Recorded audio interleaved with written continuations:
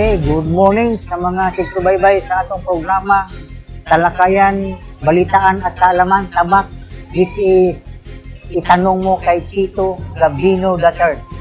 So, nasa karon din sa Royal Mandaya Hotel.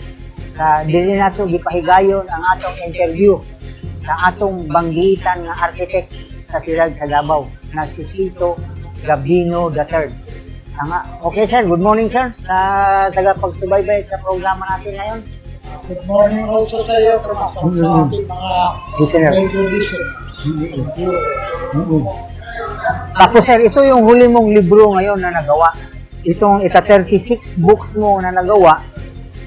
Ano ang nilalaman ito at ano ang matutunan natin dito sa librong ito? Kaya paki-explain mo nga, architect, kung ano ang nilalaman ito para malaman ng taong bayan kung ano ito, kung anong matutunan nila sa peaceful cultural revolution. No? Ako, sir, architect, ikaw na mag-explain sa anong nilalaman itong libro mong ginawa, ika-36 ito, di ba? Oh. Ika-36 books na nagawa mo. So, ngayon, explain mo nga, architect, kung anong nilalaman ito at ano ang matutunan nila sa libro mong nagawa itong huli. Tomas, May. magandang umaga po sa inyo lahat. Magandang umaga po mga sansa. Kay Jack, kanina, in our informal talk, nagsabi ka na ang problema natin sa bansa ay walang nangyayari, paikot-ikot lang. Tama ang iyong observation. Bakit paikot-ikot lang tayo sa ating bansang Pilipinas? At hindi lang yan, palubog ng palubog patayon ang bansang Pilipinas. Ano ang dahilan? Yan ang malaking tanong. At yan ang pinag-aralan kong mabuti. Kung ano ba ang dahilan at kung ano ang tunay na solusyon. Kasi yung sinasabi mong paikot-ikot, ang karamihan ng ating political leaders and even other leaders of our institution, ang kanilang mga plano karamihan sa bansa ay puro short term. At hindi nila ina-address yung root cause of the problem. Ang ina-address lang nila yung mga symptoms. Halimbawa, ikaw, kung may sakit ka, siyempre, kailangan mo isang doktor. Pero yung doktor na yan, pag in-examine ka, i-determine niya kung ano ang root cause na iyong sa inuubo ka. Bakit ka inuubo? Saan ang gagaling ito? Para yung kanyang solusyon na ibibigay ay tama to sa root cause ng problema. Yan ang walang-wala tayo ngayon sa bansa. Karamihan, puro short-term programs, wala yung tinatawag na visionary program na long-range plan. Yung pangmatagalan talaga. Pangmatagalan na solusyon. Dahil yung klaseng problema natin, hindi pwedeng masagot ng kagad-kagad na mga solusyon. Talagang kailangan pag-aralan mo at sa ating pag-aral, what we need is a truly radical change in our society. So, yan ang dapat maintindihan ng ating mga leaders. A truly radical change in our society. So, pinag-aralan ko yan, tinignan ko kung anong experiences nila sa iba-ibang bansa. Dahil na, yung mga advanced countries ngayon, underwent also yung ating problema ganito ng araw. So, paano nilang nasolve yung kanilang malaking problema rin sa bansa in their own time? Halimbawa, umpisa tayo, nabasa ko, yung tungkol kay Mahatma Gandhi. Nag-ano siya ng non-violent peaceful revolution sa India. Meron namang iba kay Mao Zedong ng China, pero violent cultural revolution naman ang Marami siyang Ang nagawa. nakapatay na Oo. mga masasamang Chino, inchik doon sa kanilang lugar. Lugar. Pero hindi pwede yan sa isang Christian Country. society like the Philippines. Oo. Kailangan yan, ang ating solusyon must be, since we are majority of our people are Christian, must be in accordance with our Christian teaching. Ako mo ba yun? Hindi pwede yung i-apply sa mga ibang bansa ng mga violent, Gayahin natin, hindi pwede. Hindi pwede. Ang ating change must be a Peaceful cultural Cultural Revolution. Ito na yung libro na ginawa na ni Sir Tito. inspired by Oh. mga several national leaders katulad ng sabi ko nga ni Mahatma Gandhi, Mao Sa India. Zedong, Martin Luther King, Nelson Mandela, at sa Pilipinas naman, yung inspiration ng people power, the peaceful people power ng panahon ni Cory Aquino. Yun yung, oo. Unfortunately, yung EDSA 1 na yan, at saka yung EDSA 2, walang nagbago rin yung tunay na pagbabago. Wala. Walang change sa ating society. Wala. Kung hindi yung dating mga cronies ni Marcos, pinalitan lang ng mga Aquinas crony. Oo, parang ganun lang. Yan ang, kaya hindi rin yan ang ganyang klase ng solusyon. Kailangan may tunay na pagbabago.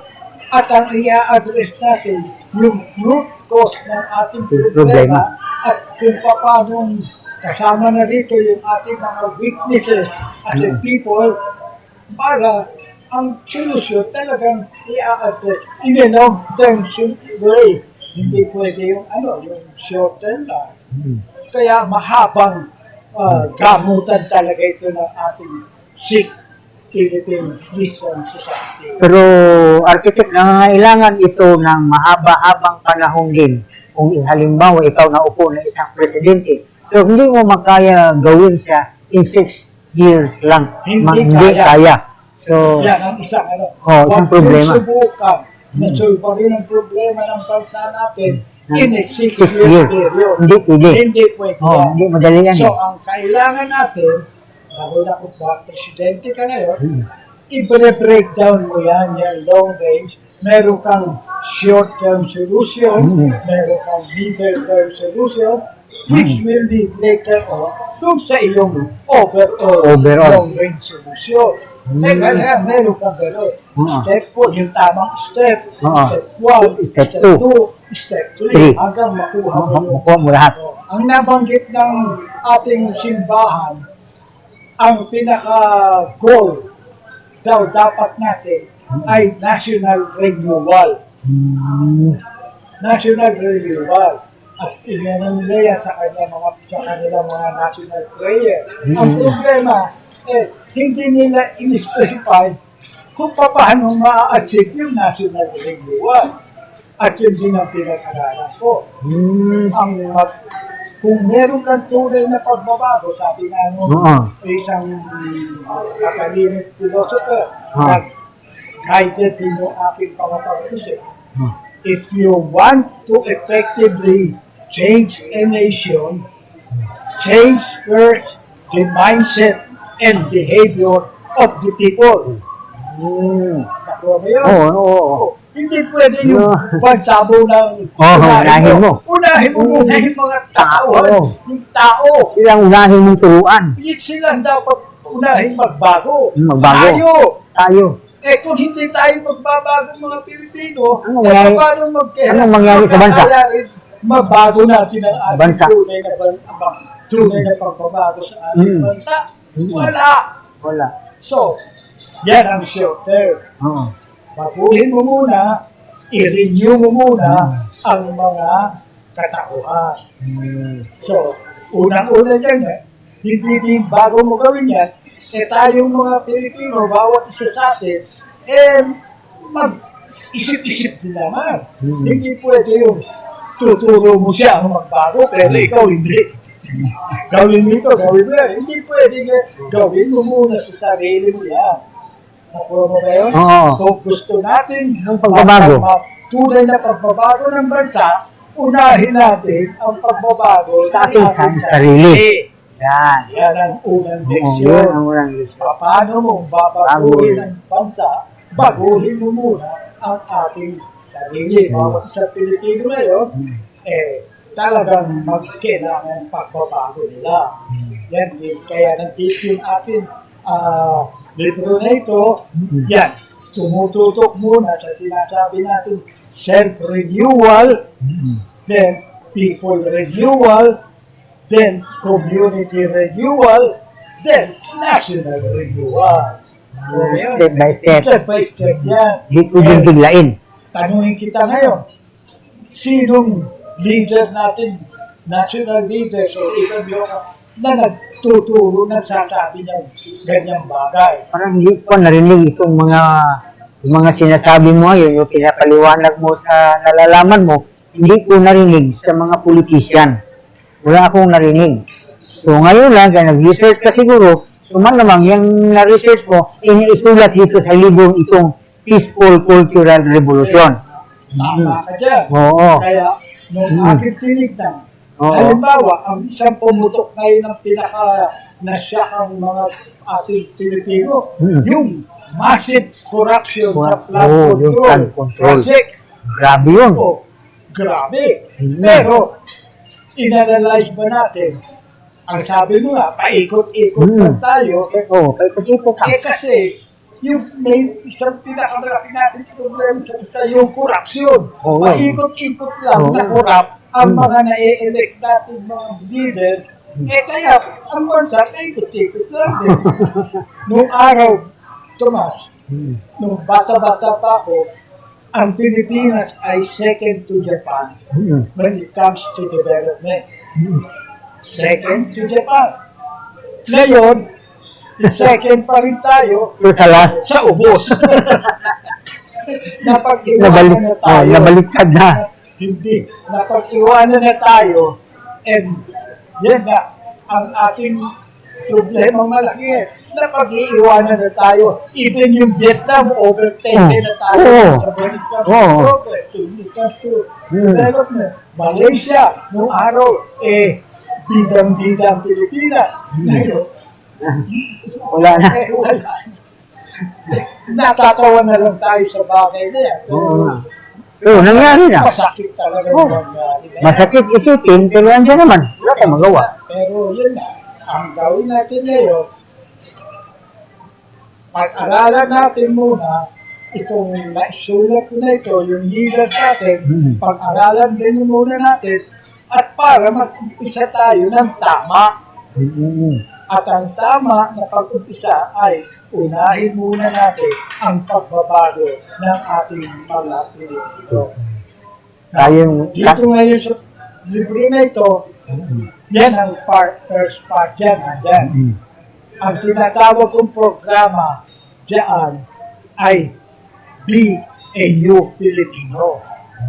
Ako niyo, napakagandang programa to change ang bawat isa. Kailangan ang gobyerno natin, ang mga ibang institusyon, maintindihan at mag-launch tayo ng isang tinatawag na People Renewal Program. Yan ang purpose. Sa tao muna tayo magtutok. Huwag muna natin intindihin yung mga mahihirap na problema. Yan muna sa Ang unahin. tanong kita, meron bang nagsalita, narinig ka sa mga politician natin na yung pagbabago ng Pilipino. Meron ba silang programa niya? wala.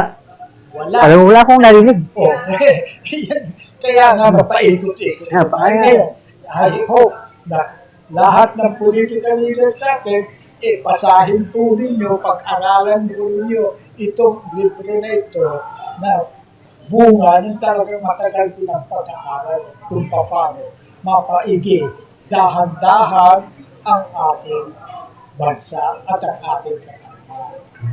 Again, tandaan ninyo lahat, kung gusto ninyong baguhin ang Pilipinas, baguhin muna ninyo ang bawat Pilipino. Pilipino. Saka tayo at saka tayo mag-isip ng isip ng kung sino man yung presidente. Ngayon dapat sana, presidente si Bongbong Marcos, dapat sana, meron siyang programa na gano'n to change the mindset and behavior of the people through a people renewal program. Sa ngayon, madami nang dumaan ng presidente, ang medyo meron ng 14 programang natumbok na 40 gano'n, yung panahon ni President Ramos, meron siya tinatawag na moral recovery program. Oo, yun. Kaya ano, Ramos yun. Okay, Ramos yun. Dahil yan ang isang pinaka-problema natin. Ang ating Pilipino ngayon, we are experiencing tinatawag ni former Senator Kit Tat na tinatawag crisis of the soul. Recently, tinawag naman niya ng mga Catholic Research Conference na moral crisis. Yan ang unang tutukan natin ngayon. Kailangan, unang-una, ang dapat gawin kung halimbawa si Sara maging presidente sa Pilipinas sa 2028, meron siyang programa kagad ng SOTOPE, Be a New Filipino People Renewal Program. I-adapt niya yan ganyan at para maganda naman talaga ang tunay na direksyon na pagbabago. Eh, nadidinig natin pa yun, matagal na. Mga sinasabi. Ang pagbago na. Ang tunay na pagbabago, pero Wala mong nagbago. wala man din tunay, wala din pagbabago. Pero ang dapat talaga nga, yung tunay na pagbabago ay mag-uumpisa sa ating bawat katauhan. Oo, naiintindihan ko na. So, may nagpag-greetings dito to Alexander Bong Umaki Algabre Sr. watching from Tagum City. Okay, good morning, Alexander. Dito kami sa Royal Mandaya Hotel. Dito naganap ang tabak, talakayan, balitaan at kaalaman. Itanong mo kay Chico Gabino. Ito yung program namin. Unang edisyon ng tabak. Okay? So, patuloy natin yung ano natin. So, kailangan ang mga government offices, abutan natin itong Peaceful Cultural Revolution na libro para mabasa nila at makakuha sila ng idea sa mga nasulat mo, architect. Yan Diba? ang aking Contribution sa ating bansa. Yan ang aking, sa ngayong edad ko, na medyo overliving na. Overliving na tayo. Oo. Ako po ngayon, 91 na. 91 ka na? 91 ako, pero continue pa rin ang aking pagsulat. Oo. Para maka-focus ang ko ay tungkol sa ating pagbabago ng Pilipino at saka ang tungkol sa ating bansa. Tama. Yan nga, bumalik tayo ngayon sa pinaka-root cause ng problema natin. Itong we are experiencing a moral crisis in our society. At ang nakabalungkot na malungkot sa bagay na moral crisis, ang ating spirituality and morality bumabagsak bawat araw at bawat taon. Maski sa lahat ng institusyon, sa lalo ng ang ating educational institution. Wala ang ating, walang mga tinuturo mga ganun bagay. Iba mga, masyado tayong na-engage sa mga technicalities, sa mga sciences. Kulang tayo sa spiritual and moral education. Yung atin nung araw mga magandang subject na good manners and right conduct. Wala na ngayon yan. Inalis niya sa school. Sa school at nilagyan ng mga kung ano na sa K+12 kung ano inalis yung pinaka-importante yung GMRC. GMRC, good manners and right conduct. Inalis. Ang paano klaseng Pilipino ang nagkakaroon tayo ngayon? Yun nga, mahirap. Di ba? O ikaw siguro dumaan na rin. Ako, duman ako ng GMRC, ang tawag yan. GMRC, dapat ibalik yan. Oo, para matutunan, maturo sa mga bata bagong nag-aaral. Spiritual leaders, mag-isip-isip din, mag-usap-usap kayo kung paano natin i-implement itong magandang vision ng ating bishop ng national renewal. Sangayon ako dun sa goal na yun. Pero yung mga steps gagawin to achieve that, hindi masyadong klaro pa ngayon. Dapat klasuhin ng mga ating educational institution nito. Sapagkat, ito na ang akin, ito na lang ang kandito na lang ang aking magagawa. Sana naman pag-aralan naman din ito. Kailangan talaga, pag meron kang tunay na pagbabago, meron kang parang Bible na sinusunod. Ako ngayon, kay Jesus Christ, at Kristiyano, meron siyang Bible. Kay Karl Marx, Communism, meron siyang libro ng sulat ng mga unang panahon ng mga communist ideology. Dapat sa ating din ngayon, meron din tayong parang guidelines o Bible na tawagin natin na masundan para sa ating tunay na pagbabago. And this could be considered as one of it. Kung meron kayong mas superior idea, bakit hindi nila sulat at bigay? Kung sino man dyan, ang daming bright points sa Pilipinas. Nandiyan pa yung mga university ang Husay, Ateneo, Lasal, UP. Meron pa tayo mga sa gobyerno, Development Academy of the Philippines. Bakit walang ganyan tinuturo? Kung ano-ano ang pinaturo. Yung mga hindi ko maintindihan kung bakit root cause muna ang intindihin ninyo. Ano ang root cause ng ating problema at yan ang bigyan nyo ng solusyon. Hindi yung puro symptoms na ang ginagawa natin. Hindi pang matagalan. Hindi pang hindi. Yung solusyon, step by step na makukuha yung matagal mo vision mo. Dahil unang-una, wala pa din tayo yun lang ibang method. Pero as a national vision, shared vision, wala pa tayo nga yan sa Pilipinas. Paano? Hindi natin alam kung anong direction natin. Meron ka ba alam na dapat yung sinusundan natin vision? Although meron din si President Bongbong, meron siyang vision na bagong Pilipinas. Pero yung bagong Pilipinas, kailangan niya bagong Pilipino, bagong konstitusyon. Ano yung bago? Yung nakasulat ng bagong Pilipinas. Ayun naman. Sinulat ang tapos, ang mga solusyon, yung mga kailangan na yung pagkain dito, mga food security, kailangan na yan. Pero yung pinaka-basic, yung mga values ng tao, alam mo, Tomas, merong 4 na importanteng bantayan ng mga leaders talaga, lalo na yung mga national leaders natin.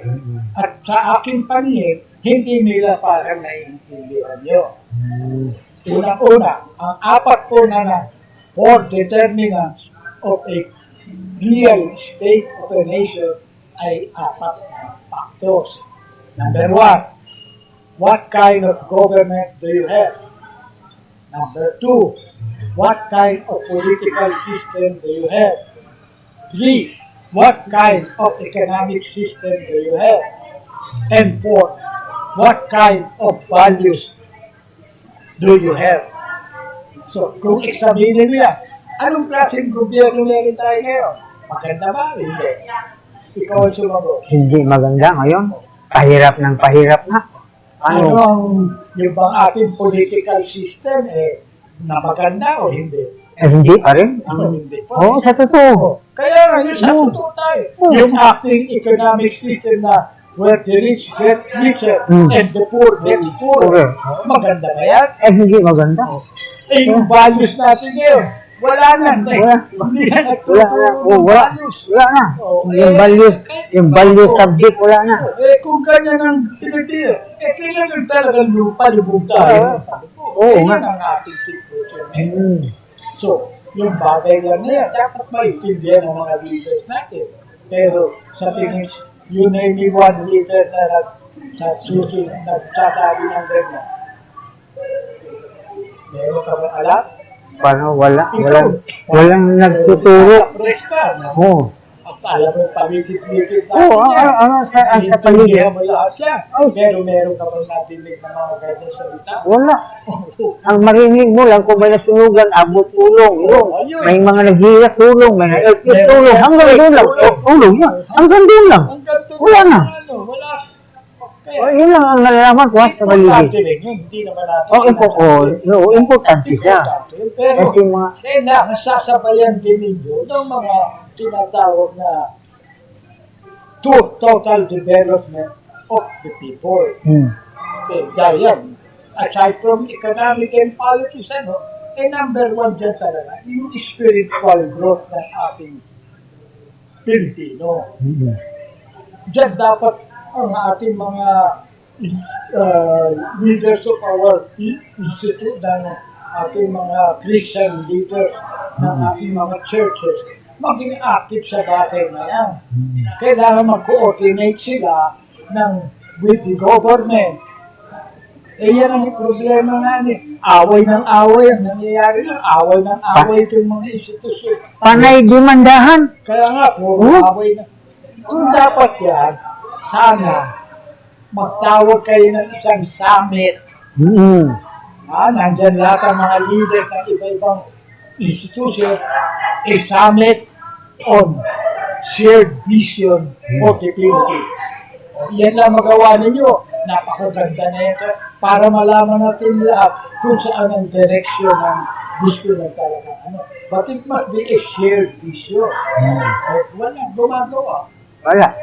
Ang gusto lang lagi, naghihimandahan, sino magkapera, away ng away, patasa ng isip. So wala. Ang tao, wala eh. Walang mangyayari. Now, kung ngayon, balikan ninyo. Kung gusto po ninyong makaalam pa ng maraming bagay na dapat gawin, kung sumasang-ayon kayo sa usapan namin pag-aralan ninyo, ito aming libro ng Peaceful Culture. Ito lang kung meron kayong mas superior idea, dagdag nyo sa nabasa ni Peaceful Culture Evolution. Kung mayroon kayo may dagdag nyo. Para at least ang nalalaman ninyo na share mo sa ibang tao. Kamukha itong ginawa ni Architect Chito Gabino. Yung nalalaman niya, sinyer sa inyo. Yung pina-imprinta, ginawang libro. So para may share sa inyo, kung meron kayong mga idea na bago, idagdag ninyo. Para at least man lang, may naitulong tayo sa kapwa Pilipino. Sino ba na magtulungan? Tayo lang man, wala may ibang tutulong sa atin. Di ba? Yan nga. Ito nga.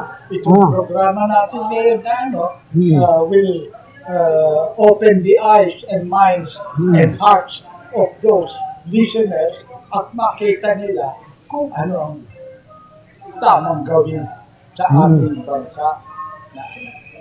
To effectively change a nation, change first the mindset and behavior of the people.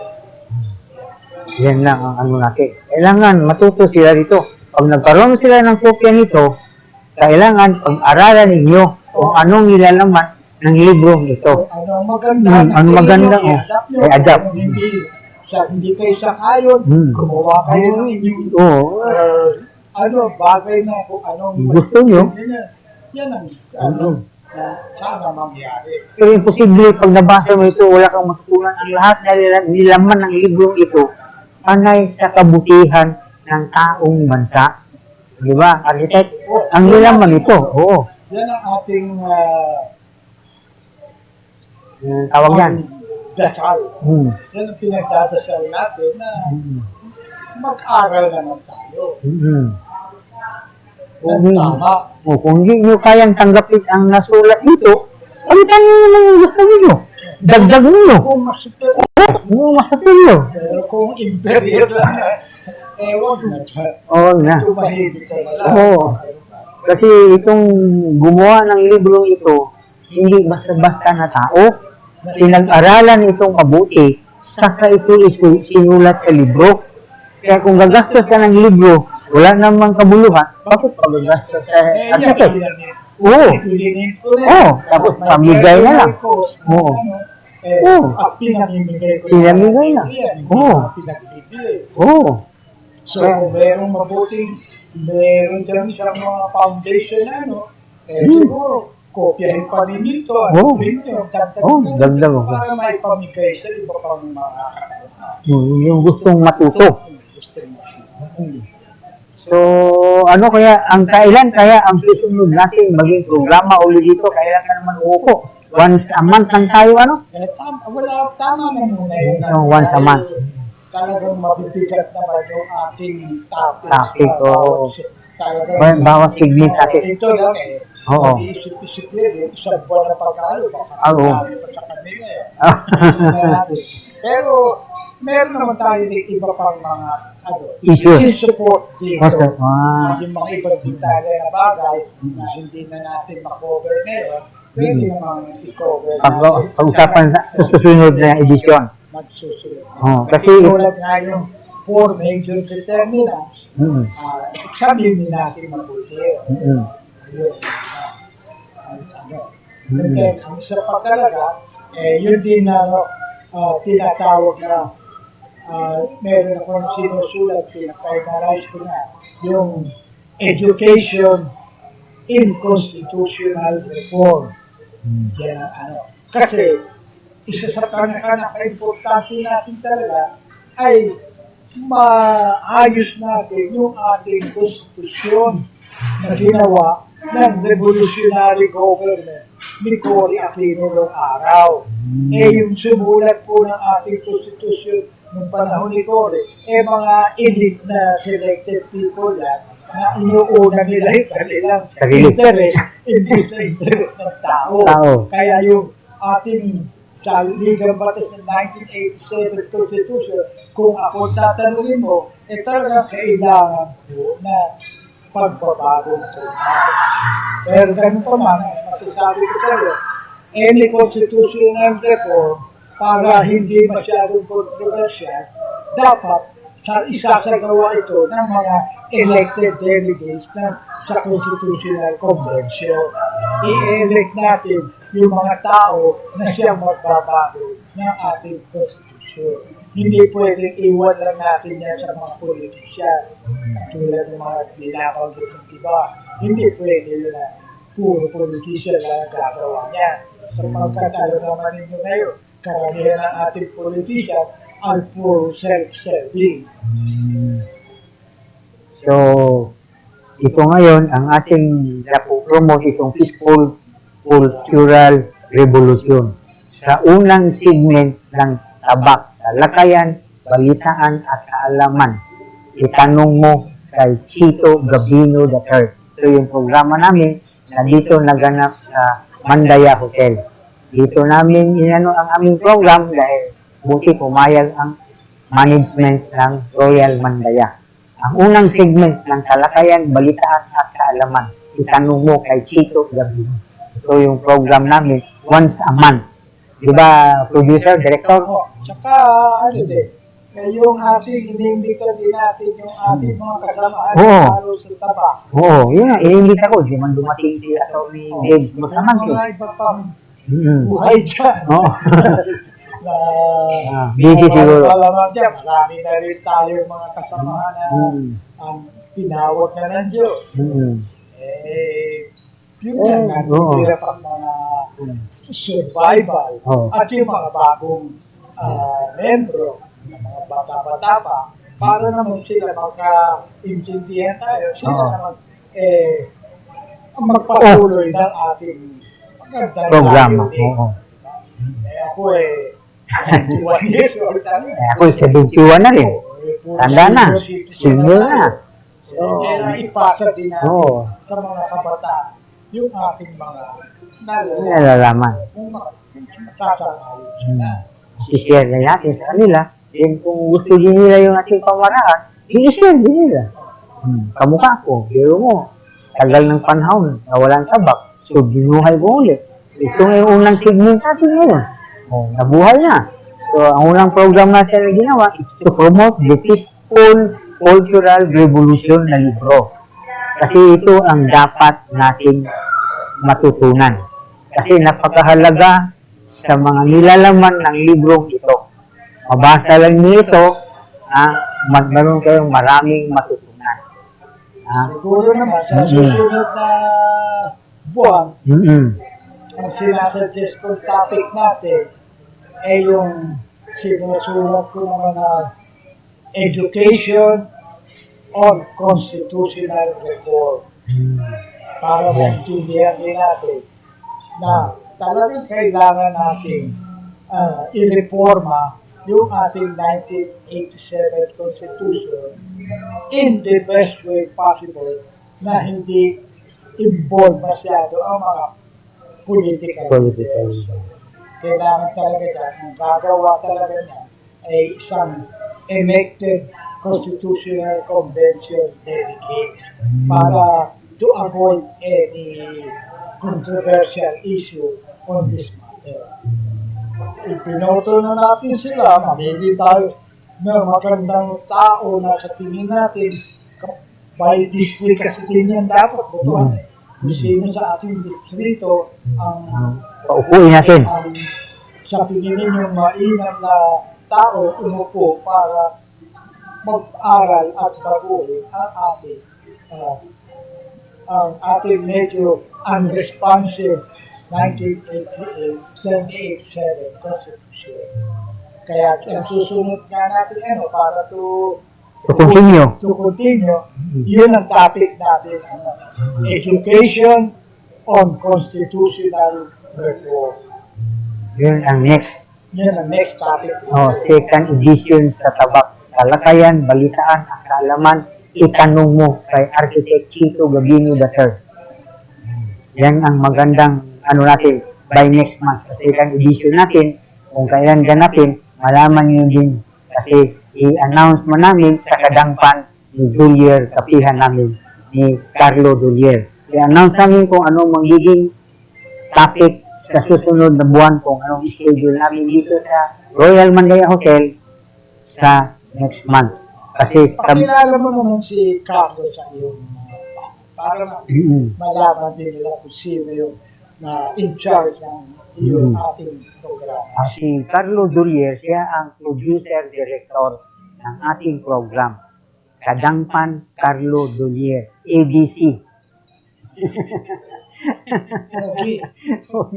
At kami naman ang co-moderator niya. Single pa. Single pa. Available po po. Baka kailangan picture natin. Ilabas mo naman. Lumalabas yung natin, yung picture. Nagawa nga siyang picture na. Ganda ng picture mo siya.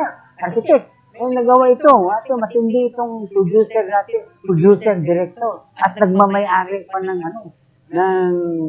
tawag nito, yung program natin. May nagawa siyang mga ganda. Kaya nga, pagkatapos ng program natin, ipakita niya sa iyo. Kaya nga, sabi ko niya, picturean mo, yung picture natin, i-line up mo, mga pangalan, anong mga position, tabak member, tabak board of director, ganon. Ang gandang nagawa niya na siya. Ang tawag yun, producer, director, AI. Atong imagination. Magandang pagkagawa. Pakita niya sa iyo ngayon. Ako nga, nagulat. Saan mo siya nakuha? Bakit nagkaroon ako ng... Di mo sa itong producer, director namin, na si Carlo Dulier. Siya ang nagmamayari ng ABC. Good job. Good job. Inaanak na bata. Good job. Good job. Good job. May oras mo tayo, producer, director? Sagad na. Okay. Dito na ang katapusan sa program namin. Hindi nagtatapos ang program, kundi may patuloy pa kami every once a month dito sa Tabak, Talakayan, Balitaan at Alaman. Itanong kay Chito Gabino III ang program namin next month. Second edition. Ito yung first edition namin na dito ginanap sa Royal Mandaya Hotel. Kaya napopromote namin ang Royal Mandaya Hotel. Saka dito kayo nalagay sa Palma Hill Street, ang lugar ng Royal Mandaya Hotel. At open sila anytime, any day, sa buffet, lunch, at saka breakfast, saka dinner, open sila dito. At masasarap ang mga luto nila dito sa Royal Mandaya Hotel. Baka by next month siguro, or by next month, iikot namin ni producer Carlo Dolier itong loob ng Royal Mandaya Hotel. Baka sa pool kami, o saan tayo, Director? Saan tayo? Sa pool, o sa pool tayo by next week siguro. Ako, nagdepende ko sa Director kung saan ganapin ang Carlo Dolier Kadangpan, ang nagmamayari ng ABC. Patawa lang yung sa akin. Okay, tapos na tayo. Ikaw, message mo, Architect, para sa mga taga-subaybay sa programa na unang edisyon. Susunod po, bantayan naman ninyo, napaka-importanting topic din po ang na i-share namin sa inyo. Education or constitutional reform. Yan po ang topic. Yan, okay. Okay, good morning. Daghang salamat sa nakikisubaybay kani inyong moderator si Tomas Canoy Avancenia Jr. ug ang guest namo si Architect Chito Gabino III. Daghang salamat ug maayong udto kaninyong tanan. God bless.